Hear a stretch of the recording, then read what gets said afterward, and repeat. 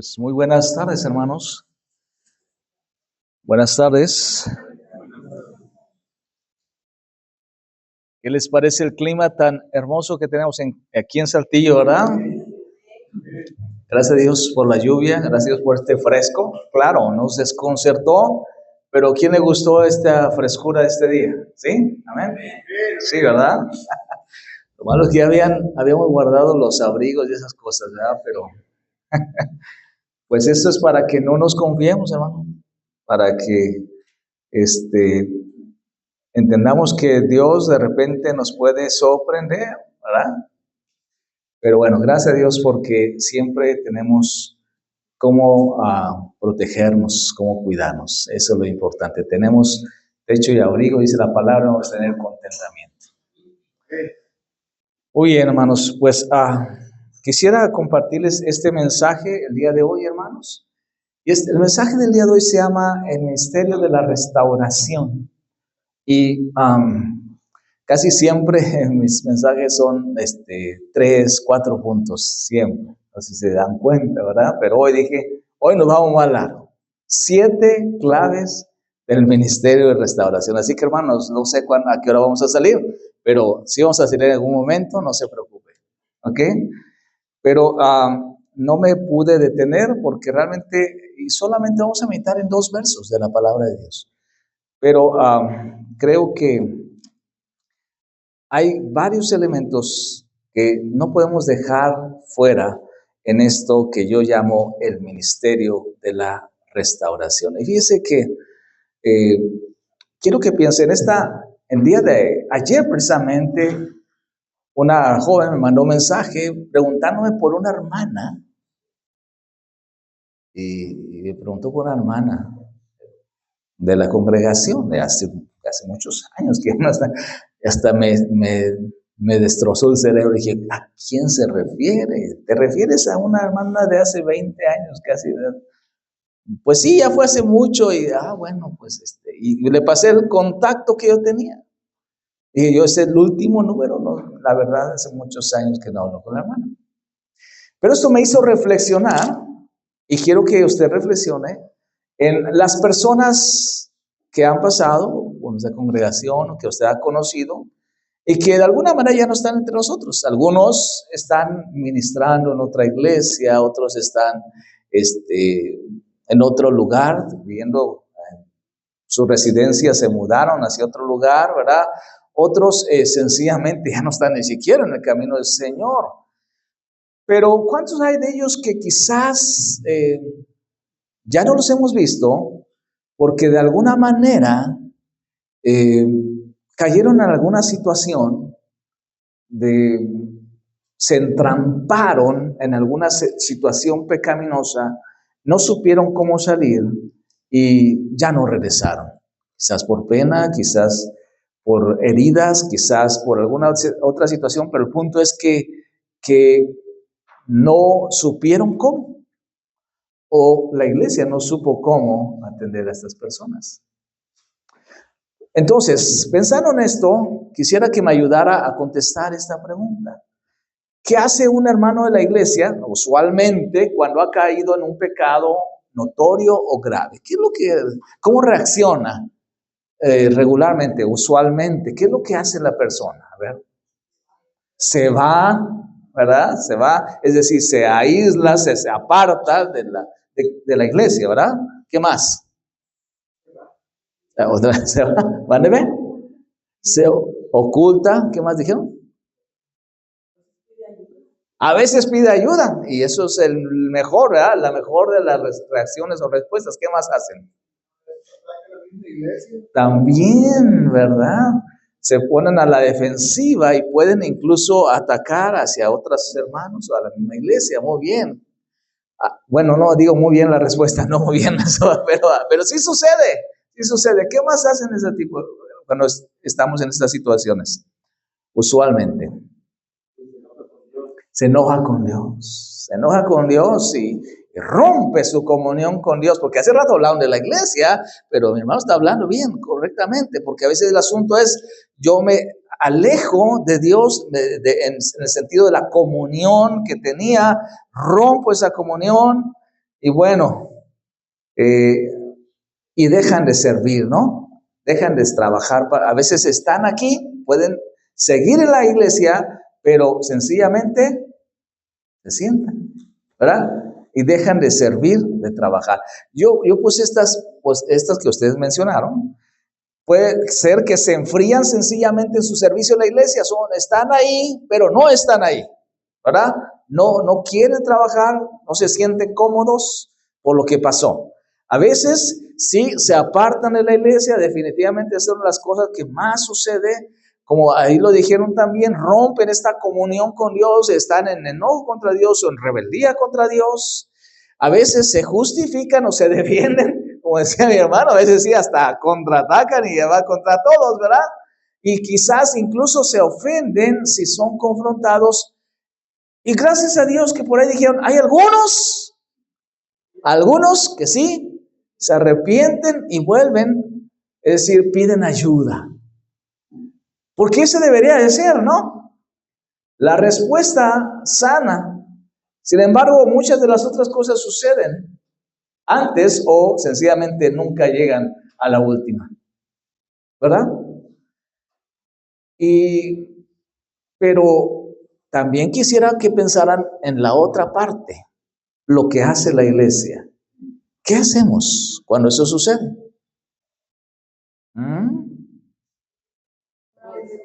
Orar, gloria a Dios. La iglesia ora por esa persona. ¿Qué más? Juzgar. ¿Qué más? A veces sencillamente hay indiferencia, no hacemos nada, ¿verdad? Restaura. Bueno, ya que la hermana dijo, es restauración. Y sí, esa debería ser nuestra meta. Pero la realidad es que a veces sencillamente no hacemos nada, ¿verdad? Como que no pasó nada. Y aquí lo guardamos silencio o a veces lo hablamos ¿dónde? En los círculos pequeños o en la casa, ¿verdad? Y juzgamos o criticamos. A veces, y esto es más terrible, a veces podemos etiquetar a una persona, ¿no? Si una persona cayó en determinado pecado, lo etiquetamos ya como la persona que así es él o así es ella, ¿no? Lo etiquetamos para siempre. A veces podemos aislarlo o distanciarnos de esa persona. Y todas estas son respuestas incorrectas. No es lo que debiera hacer la iglesia. Como ya lo dijeron mis hermanas, hay que orar y hay que ¿qué? Restaurar. De esto vamos a hablar hoy, de la restauración. Esta debe ser la tarea de la iglesia y debemos crecer en la manera en que lo hacemos. Hermanos, la verdad es que nos falta mucho aprendizaje en este tema.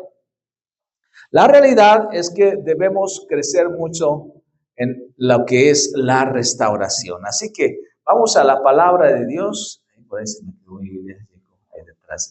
En la carta del apóstol Pablo a los Gálatas, si usted tiene su Biblia, háblala en Gálatas 6, versos 1 y 2, vamos a meditar. Si tiene la nueva traducción viviente, mejor para leerlo, y si no, como quiera, está en la pantalla. Y aunque no tenga esa versión, usted abra su Biblia en Gálatas 6, 1 y 2, y manténganla abierta. Mantenga abierta, como dice mi hermano, ojos a la Biblia, dice mi hermano Josué, ¿verdad? Ok, Gálatas 6, 1 y 2, ¿verdad? ¿Ya lo tienen, hermanos? Vamos a leer juntos. Póngase de pie. Vamos a leer juntos. Dice así: amados hermanos, si otro creyente está dominado por algún pecado, ustedes que son espirituales deberían ayudarlo a volver al camino recto con ternura y humildad, y tengan mucho cuidado de no caer ustedes en la misma tentación. Ayúdense a llevar las cargas de los otros y obedezcan de esta manera la ley de Cristo. Amén. Vamos a cerrar nuestros ojos, vamos a orar. Padre Dios, hoy venimos delante de ti reconociendo que, Señor, muchas veces no hacemos lo que debemos hacer de forma personal o como iglesia. Y venimos a pedirte que nos enseñes, Señor, que nos hables, Señor, que tomemos decisiones, Padre, para responder a llamados, Señor, que tú nos estás haciendo para restaurar vidas. Bendice a esta iglesia, Padre. Sánanos, Señor, y permítenos ser instrumentos de sanidad para otras personas. Te lo ruego en el nombre de Jesús. Amén. Tomen asiento. Como son 7 claves, vamos a ir más o menos rápido. Pero bueno,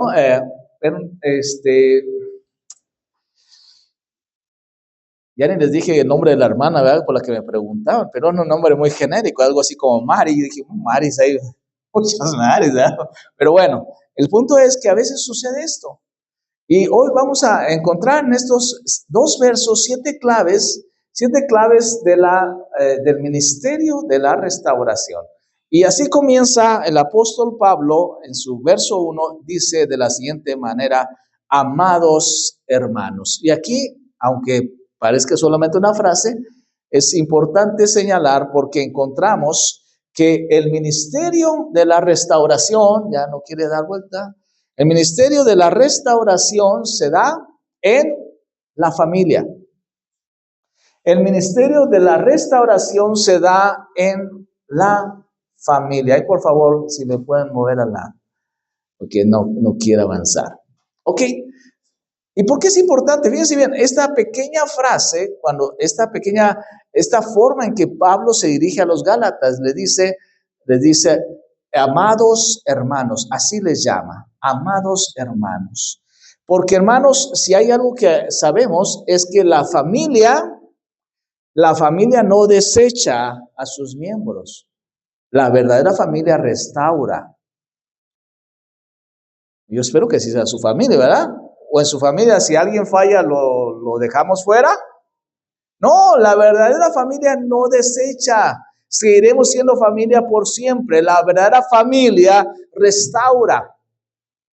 Y tenemos que tener este pensamiento en nuestras mentes cuando hablamos de restauración. El sentimiento de que somos familia. Somos familia. Y hay muchas formas en que la Biblia describe a la iglesia, pero no sé cuál les gusta a ustedes. Hay la descripción de la iglesia como un edificio o como un templo. Hay la descripción de la iglesia como la novia de Cristo. Hay la descripción de la iglesia como el cuerpo de Cristo. Y hay muchas otras como el rebaño del buen pastor. Y todas son bonitas porque todas tienen un énfasis. Pero esta es particularmente muy conmovedora cuando la Biblia nos enseña que la iglesia es la familia de Dios. Y somos familia. Y si la Biblia describe a la iglesia como familia, también deberíamos pensar esto, que la familia no puede desechar a los miembros de ella cuando estos fallan. Y esto, hermanos, pareciera, como dije hace rato, una manera. ¿Por qué hacemos énfasis en esto? ¿Sabe por qué?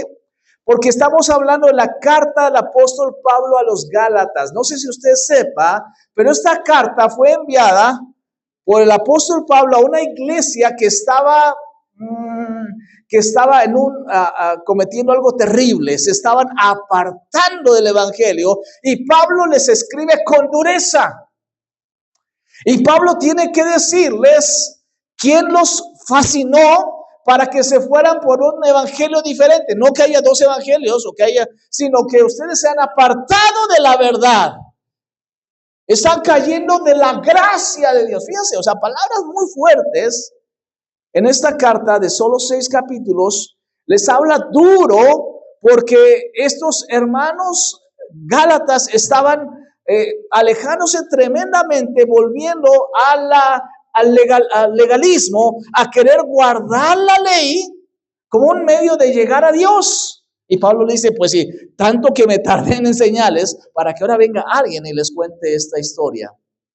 Y se alejen del camino del Señor, del verdadero evangelio. Es una carta donde habla con dureza, donde confronta al apóstol Pablo a los Gálatas. Sin embargo, qué interesante que en estos 6 capítulos, 9 veces les dice, hermanos, amados hermanos. Y una vez les dice incluso, hijitos míos. Porque eso es lo que sucede en la familia, ¿no? En la familia a veces tendremos que hablar fuerte, corregir, confrontar, pero siempre entendemos que somos familia y que hay algo que nos une y que hay un amor, ¿verdad? Y que eso es independiente de lo que la persona esté haciendo. Entonces, es interesante cómo Pablo en un tema tan delicado les dice, amados hermanos, a esta iglesia de Gálatas. Y además por la misma personalidad de Pablo, ¿verdad? Pablo, que quizás unos pocos años antes había estado ahí, ¿se acuerdan? Siendo testigo de la muerte del primer mártir de Esteban. Y dice la palabra que las ropas de Esteban fueron arrojados a los pies de Saulo, porque Pablo, antes Saulo, estaba consintiendo en su muerte. Es decir, el carácter del apóstol Pablo no era una perita en dulce, hermanos. Era un hombre duro.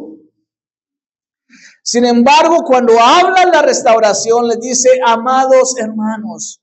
Es decir, somos familia. Y en este contexto se debe de dar la restauración, en el sentido de que somos miembros de una sola familia. Entonces debemos de recordar que ante cualquier problema, somos familia, y esto nos ayudará para no desechar a aquel que cayó, aquel que pecó, sino a desarrollar el ministerio de la restauración. ¿Cómo podríamos dejar a un lado a algún miembro de la familia?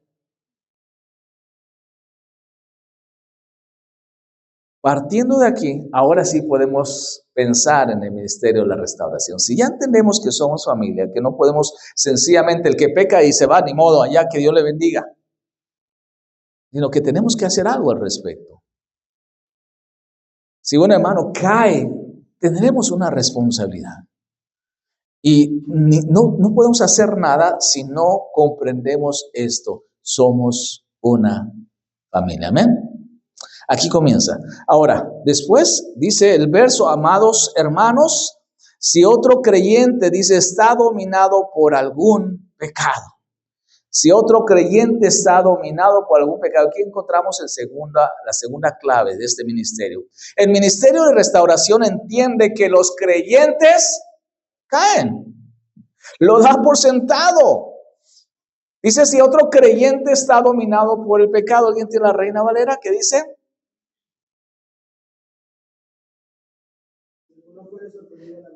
Si alguno fuere sorprendido en una falta.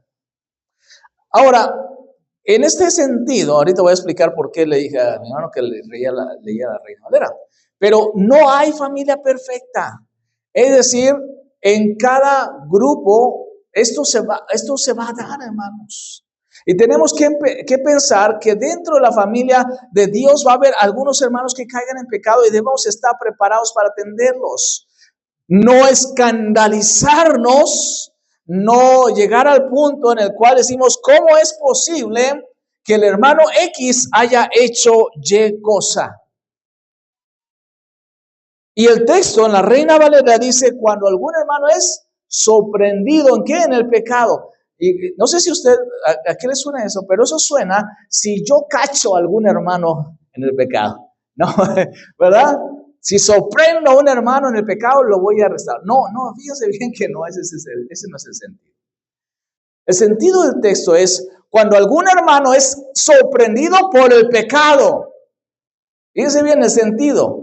Es decir, que ha caído en el pecado por algún descuido. Eso es lo que quiere decir ese verso.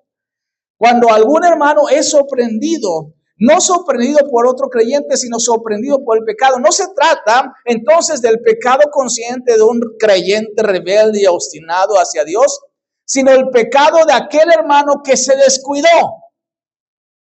De aquel hermano que sencillamente descuidó su comunión con la iglesia y cayó en el pecado. De aquel hermano que descuidó su comunión diaria con Dios y empezó a ceder en cosas que sabe que no son correctas. De aquel hermano que empezó a faltar en su servicio en la obra, a dejar de trabajar, se descuidó y se deslizó en el pecado. Entonces, estamos hablando de una situación en particular, de alguien a quien el enemigo, Satanás y el mundo lo tentó y sin darse cuenta, él cedió.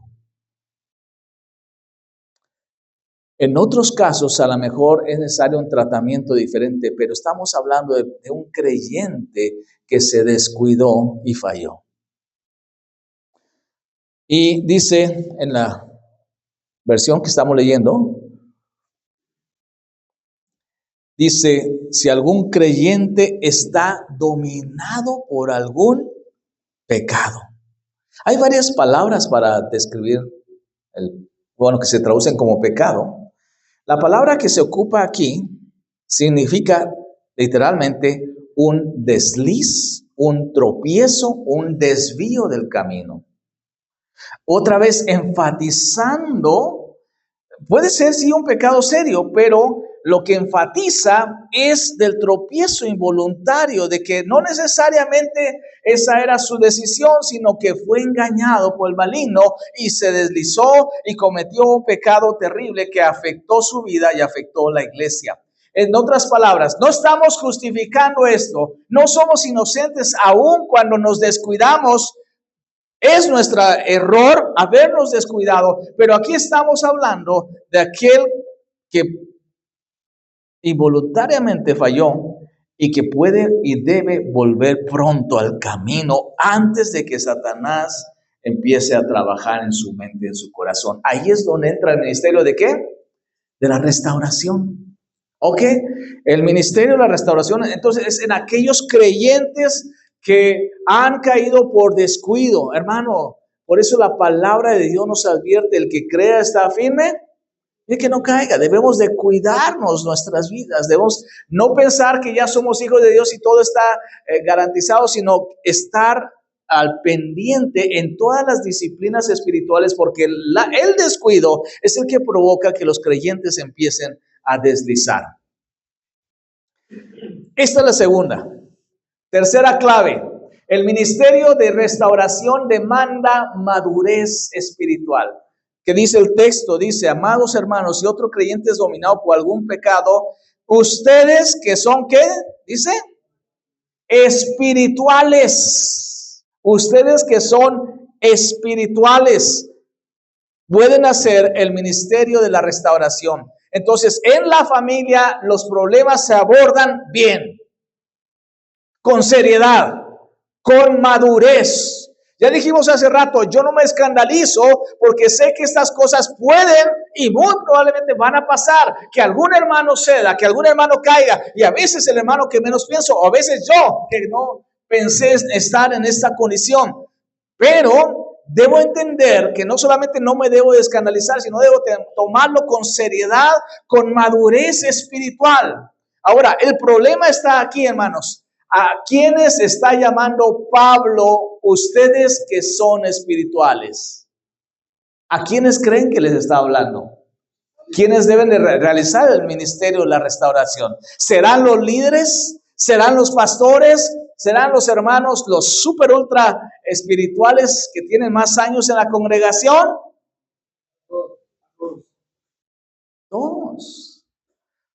Todos debemos, en otras palabras, hermanos, fíjense bien, esto es importante porque a veces pensamos que solamente los cristianos super espirituales de la iglesia, los que nunca fallan, son los que deben de realizar este ministerio. Aquí, hermano, no estamos describiendo a algunos hermanos de la iglesia. Más bien el apóstol Pablo lo que está haciendo es llamarnos a todos, ¿a qué? A la santidad. Todos debemos de avanzar hacia la madurez. La espiritualidad no es un título, fíjese bien, no es un título, sino una condición de vida. No es un punto al que llegué, es lo que estoy viviendo. No es un privilegio, sino una responsabilidad. La madurez espiritual, hermanos. La madurez es necesaria. Entonces, no vamos a formar los grupos de los espirituales y los carnales y los espirituales que traten los problemas de los hermanos que cayeron. No, todos debemos avanzar hacia la madurez espiritual. Porque, ¿saben qué es lo que sucede también con frecuencia? Que nosotros nos excluimos. ¿No es cierto? que si hay un problema de este tipo, decimos, bueno, pues que lo atienda el pastor, ¿no es cierto? ¿Y por qué nos excluimos? Nos excluimos porque no nos sentimos calificados, ¿no es cierto? Hermano, no puedo excluirme automáticamente o descalificar a otros para este ministerio de restaurar. Yo debo trabajar para ayudar a otros. Ahora, es que la palabra de Dios dice, ¿recuerdan este texto? Dice la palabra, saca de tu ojo la paja y entonces podrás ver y ayudar al que tiene una viga en su ojo. ¿Sí recuerdan ese texto, verdad? ¿Quién lo dijo este texto? ¿Qué pasó? El Señor Jesús, ¿verdad? El Señor Jesús, ¿verdad? Dijo, entonces que debemos de sacar la paja en el ojo antes de ayudar, lo dije al revés, hermanos, que debemos sacar la viga en nuestro ojo para poder ayudar al que tiene una paja en el suyo. Ahora, pero muchas veces mal entendemos esto. ¿Por qué decimos, entonces significa que yo no voy a decirle nada? ¿Por qué? Porque yo tengo mi propio problema. ¿Qué es lo que dice el texto? Dice, saca la viga de tu ojo y entonces ayuda.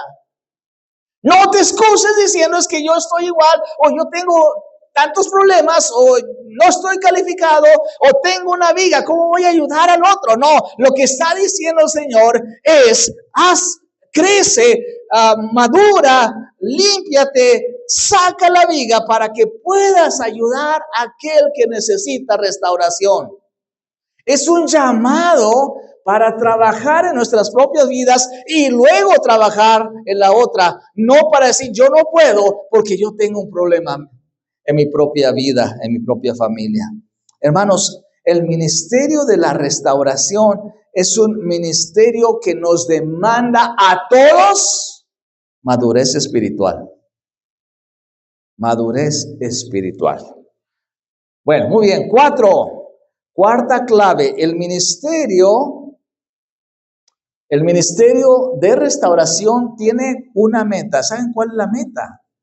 La sanidad completa, porque la familia nos hace crecer. Dice en la última parte del verso 1, dice, bueno, no la última, pero la siguiente parte dice, ustedes que son espirituales, deberían ayudarlo ¿a qué?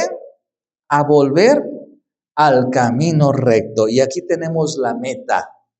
La meta es que la persona vuelva al camino recto, porque la familia nos hace crecer. Y esta palabra es muy bonita. La palabra hacer volver al camino recto. Fíjense bien cómo lo dice esta traducción. Hacer volver al camino recto. Y en el idioma original nomás es catartizo. Una sola palabra. Pero es muy interesante esta palabra. En la Reina Valera se traduce restaurar. Es muy interesante esta palabra porque esta palabra venía desde un uso secular. Secularmente catartizo entonces era que si alguien se fracturaba, por ejemplo, un hueso, lo tenían que enderezar y curar para que quedara otra vez en el cuerpo. ¿Sí me explico? Es decir, era un término que se aplicaba para componer, para reparar. De hecho, la palabra significa completar totalmente, reparar, literal o figurativamente, ajustar, hacer apto, completar, constituir, perfeccionar, preparar, remendar, restaurar, unir. Y se aplicaba en ese sentido, cuando un hueso se le salía y bueno, tenía que arreglarlo. Eso era catartismo. Y dice, eso tienen que hacer con aquel que se desvió del camino correcto. Tienen que ayudarle a reparar lo que se rompió en él. A veces es el corazón. A veces son las expectativas que tenemos. A veces es la confianza que teníamos en la iglesia o en algún hermano, lo que se quebró. Y dice entonces, ustedes que son espirituales, es decir, toda la iglesia avanzando en madurez, tienen que ayudarle a sanar a mi hermano. Reparar lo que se rompió. Pero no solamente eso, sino que esta palabra, también significa remendar. Y en el Evangelio de Mateo capítulo 4, verso 21, la aplica de esta manera. Dice la palabra que cuando Jesús pasó junto al lago, al lago, ahí estaban Juan y Santiago. ¿Qué estaban haciendo? ¿Se acuerdan? Remendando las redes. ¿Y saben qué es la palabra? Catartizo. Estaban restaurando las redes. Y esto nos ayuda a completar la idea de que no solamente es reparar lo que se rompió, sino hacerlo funcional, que ésta red sirviera nuevamente para su trabajo, para aquello a lo que había sido diseñado. Porque, hermanos, la restauración tiene que ver con esto.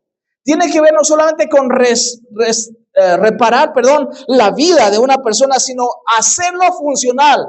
Que la persona vuelva otra vez a servir como antes, que sea una persona que sea un instrumento en las manos de Dios. Y hasta que no llegue eso, no hemos restaurado a la persona.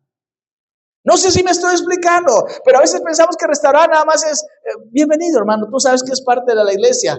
No, es completar la obra hasta que el hermano esté ya sirviendo al Señor como antes lo hacía.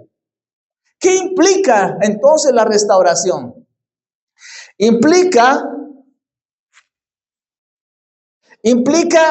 exhortarlo para que se arrepienta, reconozca su pecado. Eso es lo primero. Segundo, ayudarlo a entender y aceptar el perdón de Dios. Porque a veces las personas cuando han caído, cuando han pecado, saben que Dios los perdonó. Es más, ya han confesado, pero no se sienten perdonados. ¿No es cierto?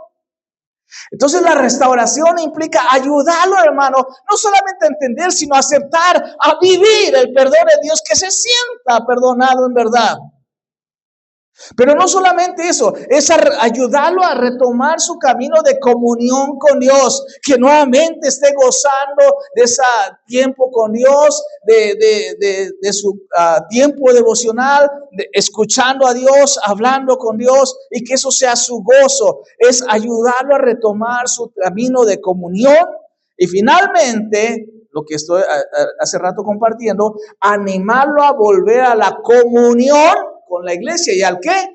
Servicio en la obra de Dios. Cuando llegamos a ese punto decimos, ahora sí está restaurado. ¿Sí me está siguiendo, hermano? Porque a veces no completamos esta tarea de la restauración. No solamente que el hermano ya está perdonado, ya puede sentarse, aunque se sienta ya, no es cierto. No lo digo porque están allá en la orillita, ¿no? Pero a veces sucede, ¿no? El hermano se siente tan mal que se siente allá en la esquina. No está restaurado el hermano. No está restaurado. Está entre nosotros, pero todavía no está restaurado. Dice la palabra, entonces, háganlo volver al camino. Reparen lo que se rompió. Vuelvan a hacerlo útil, funcional al hermano para la gloria de Dios. ¿Qué dice la siguiente parte? Dice, entonces, amados hermanos, comenzó diciendo, somos familia. Si otro creyente está dominado por algún pecado, hay que ser maduros y entender que esto va a suceder. Ustedes que son espirituales debemos, cuando suceda, afrontarlo con madurez espiritual. Deberían ayudarlo a volver al camino, terminar la obra de restauración en él. Y después dice, con ternura y ¿qué? Con ternura y humildad. Y tengan mucho cuidado de no caer ustedes en la misma tentación. Este es la quinta clave. El ministerio de la restauración se realiza con las actitudes correctas. No solamente es el qué, sino el cómo. Ya vimos el qué. El qué es restaurarlo hasta que llegue a ser ¿qué? Funcional, hasta que llegue a servir a Dios, hasta que esté otra vez en una comunión con Dios, hasta que esté bien involucrado en la iglesia. Eso es ya el qué. Ahora el cómo dice, tiene que ser con las actitudes correctas, porque en la familia, a las personas en la familia las tratamos ¿con qué? Con amor, con ternura. A la familia se trata como familia. Y la iglesia es una familia. Bueno, a veces sucede todo lo contrario, ¿verdad? Terriblemente o tristemente, ¿no? A veces a la familia la tratamos más duro que a los de afuera. Debería ser al revés. Pero no es cierto que a veces en la familia somos muy exigentes. No es cierto que en la familia no no somos comprensivos con el que falló y somos muy duros. Los mayores jueces, ¿dónde están, hermanos? En casa. ¿No es cierto? Los jueces más duros a veces los tenemos en casa.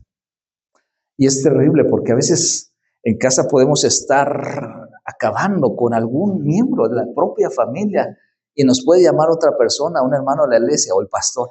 Hermano pastor, Dios le bendiga. ¿No es cierto? Con todo cariño. Qué terrible, pero a veces sucede. En la familia se debe tratar como familia. Y eso significa con ternura y con humildad. Dice el apóstol Pablo, entonces con ternura y humildad. Vamos a restaurar ¿cómo? Con ternura y humildad, teniendo cuidado ¿de qué? De no caer ustedes en la misma tentación. Entonces, ¿cuáles son las actitudes? Con ternura. Con ternura, la entendemos. La palabra ternura significa no enojo, no dureza, esa suavidad con la cual podemos hablar. Con humildad, ¿qué significa humildad? No con soberbia, no con superioridad. Todo esto tiene una base. ¿Por qué tratamos al que ha caído con ternura y humildad? Porque nosotros también podemos caer.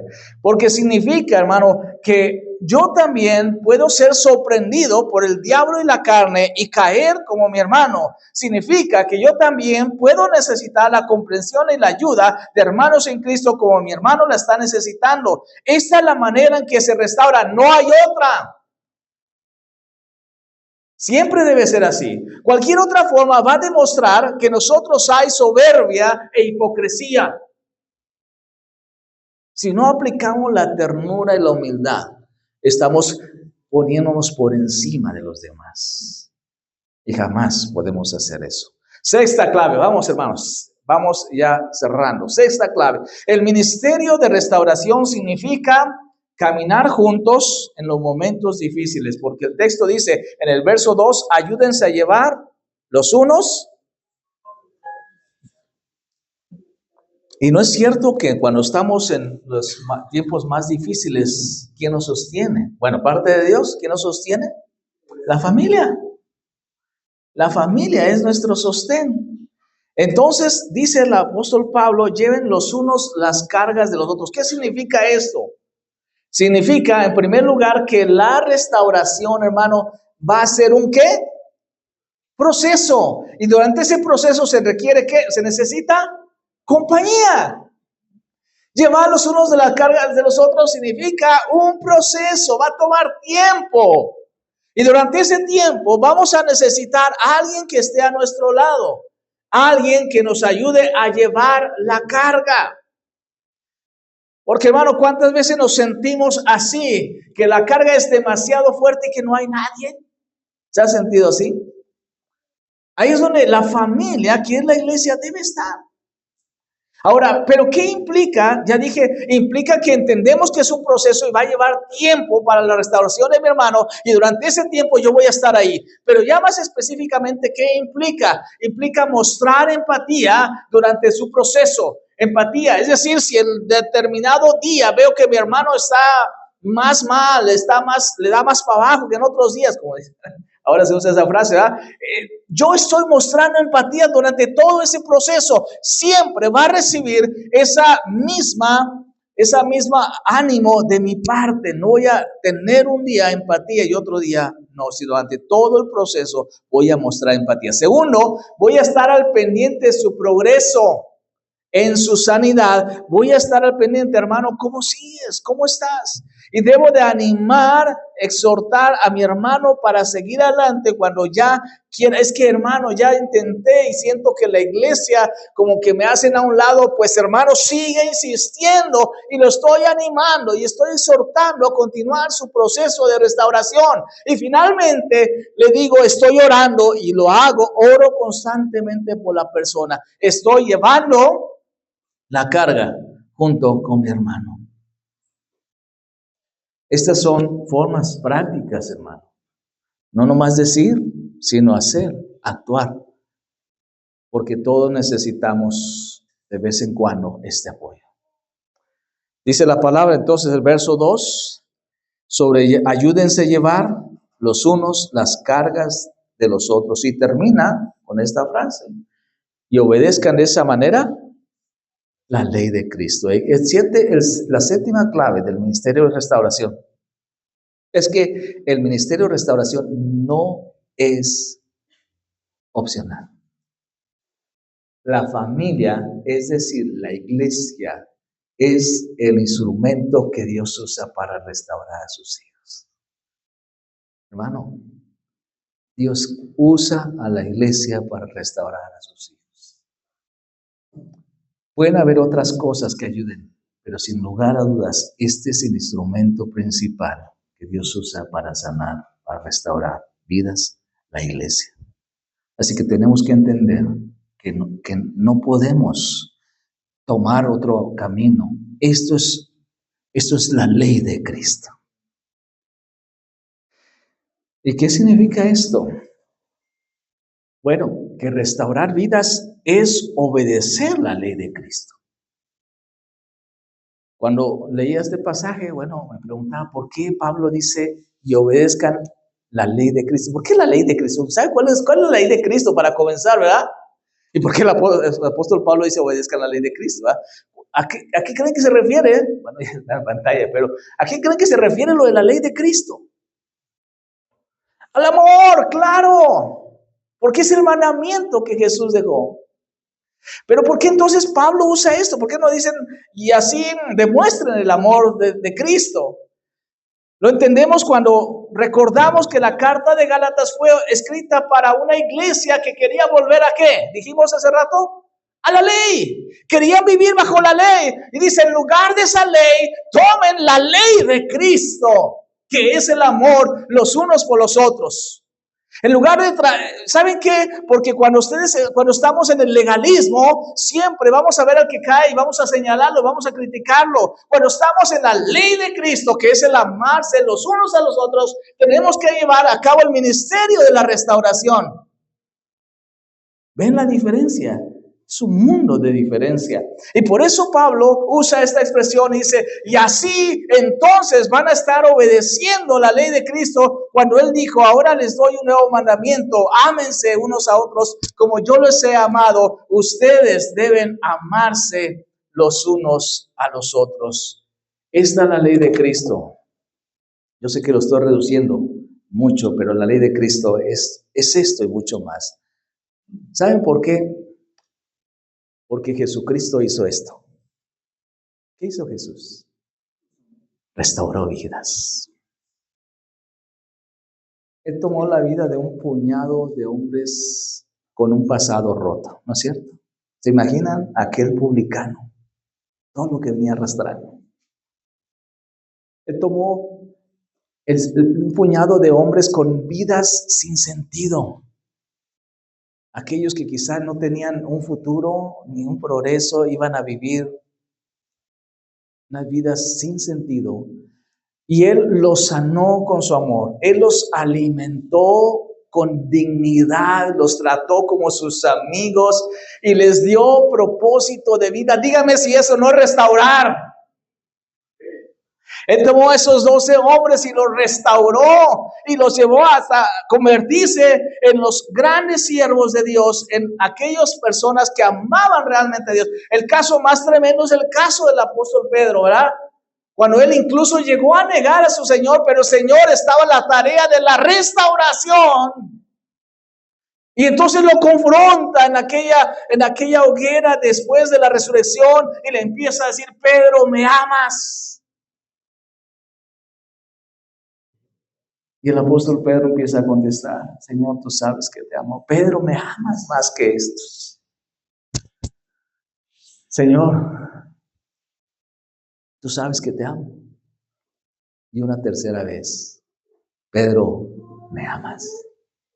¿Qué le dice Pedro? Señor, tú sabes todas las cosas. Tú sabes que te amo. Jesús restauró la vida de Pedro después de haber fallado terriblemente. ¿Por qué? Como dijimos hace rato, porque se descuidó. Porque en el huerto de Getsemaní Jesús le decía, estén orando y velando para que no caigan en la tentación. Y Pedro tuvo un tremendo desliz, una cosa tremenda.